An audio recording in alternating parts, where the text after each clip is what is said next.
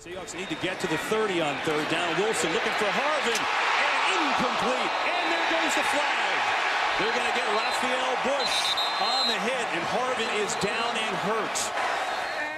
In football, you don't always have to see the hits to know their effect. But depending on where we sit in the stadium, we can see the same play differently.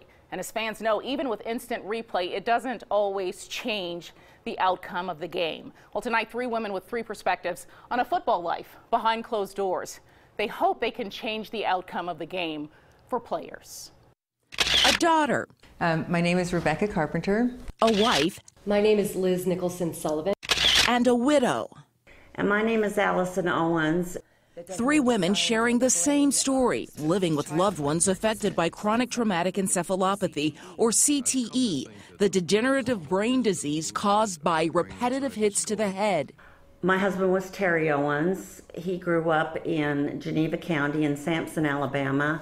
He ended up passing away in October 2012. My husband, Jerry Sullivan, has 9 vested years in the NFL and 2 in the USFL back in the 80s.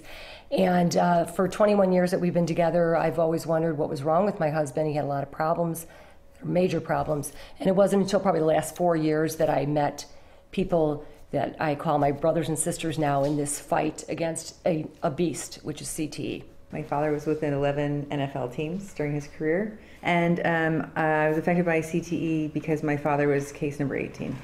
18 out of the initial 111 brains of former NFL players studied by Boston University's Center for the Study of CTE.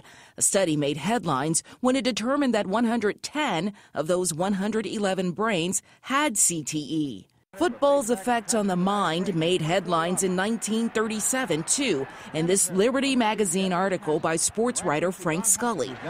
The Columbia Daily Spectator newspaper reviewed the article, called Stumblebacks, in which Scully writes the sport ruined men's minds. 80 years later, Allison Owens agrees. She saw the end stages of a ruined mind, caring for her late husband, Terry Owens. He was in the first 100 cases as well.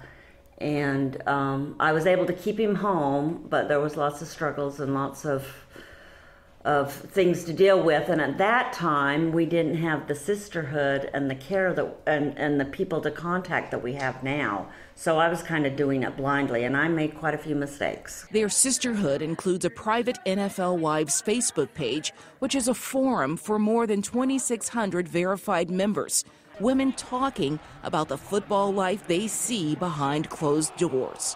It was part of the reason why this was so difficult, and it's slowly been coming out, is because the men who were warriors once on the football field, they don't want people to see what is happening with them. That's why the wife or the loved ones are the first ones to see it. They're isolating. And it's a shame, but I always say the most unfortunate men are the ones that do not have a female in their life, whether a wife or a daughter. Oh yeah, like I couldn't even imagine. Could you imagine your dad without your mama?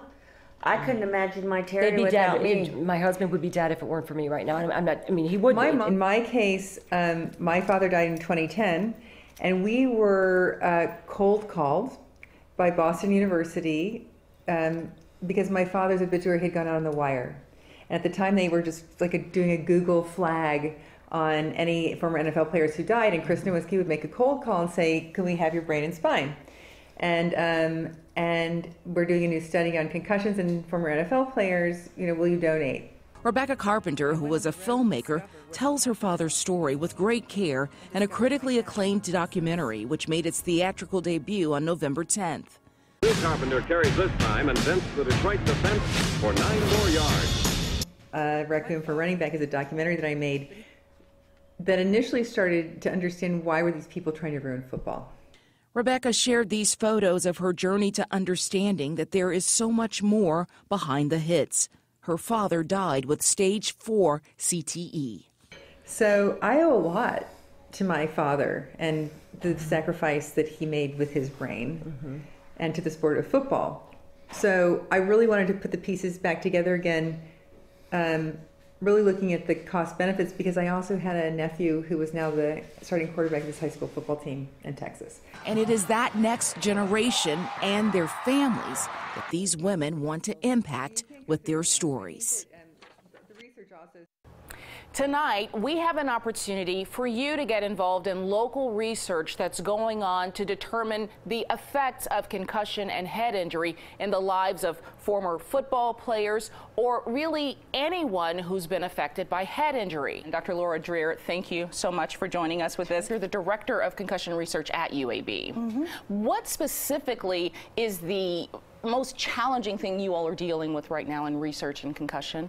It's kind of a sad time, but a good time, because right now we're starting to see a lot of attention in the media, which is good, but about the negative consequences of concussions. And you're partnering with the Wise Up Initiative to conduct this survey. Yes, that survey is helpful because they want to hear from the public and, you know, how they've been confronted with concussion issues, what their concerns or fears are, how they can better educate the public, raise awareness, whether it's education, inform them about detection and assessment strategies, and research, and you know what's accurate information. There's a lot of information coming out, which is good, as I mentioned, but what is real and what not to be too frightened of. So there's a lot of concerns and calls we get. How do we keep are they safe to go play football? Are they okay to go back and return to the military, active duty or whatnot? A lot of different issues that people want answers for, and they're there to help educate the community. They've been an incredible community partner with UAB, with Children's Hospital of Alabama, and our other partners as well. And now making the survey possible so that our community can get involved and share that information. Here's how you can get involved. It's very simple. Go to the CBS 42 News app or WIAT.com and fill out the survey. We'll keep you posted on the research and what's next in concussion awareness.